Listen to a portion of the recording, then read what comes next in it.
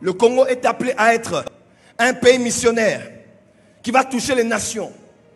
L'arme de pointe de Christ pour évangéliser les nations. Avons-nous un institut dynamique de missiologie ici? Si nous en avons une, pourquoi une? Pourquoi pas deux? Pourquoi pas trois? Les églises, dit-on, réveillées. Qu'avons-nous rêvé dans l'église? Parce qu'il n'y a pas de vision apostolique et prophétique sur où va le pays. Le chef de l'État est actuellement en Israël. Ça veut dire quoi? Les gens n'en parlent pas parce qu'ils ne savent pas ce que ça veut dire. Après 40 ans, après 40 ans de rupture diplomatique, à la tribune des Nations Unies de Mobutu qui s'est levé, a pris la part de l'Égypte à la place d'Israël et a poussé les nations africaines à l'époque de rompre les relations avec Israël. Dieu élève un germe, un homme qu'il a tiré parmi nous, chrétiens.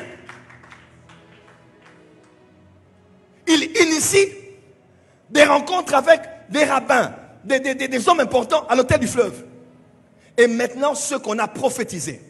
J'ai fait des émissions sur ça, sur Kin 24. Sur Internet, j'en ai parlé même ici. Et aujourd'hui, le chef de l'État est en Israël pour la reprise officielle.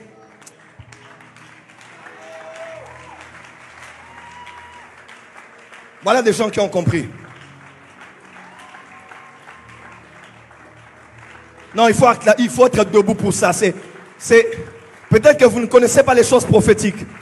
Mais dans une église prophétique, on doit connaître la valeur des temps.